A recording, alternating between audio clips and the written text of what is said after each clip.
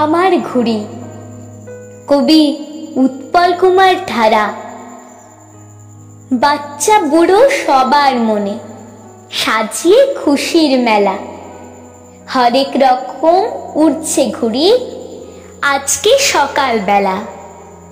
কারণটা কি?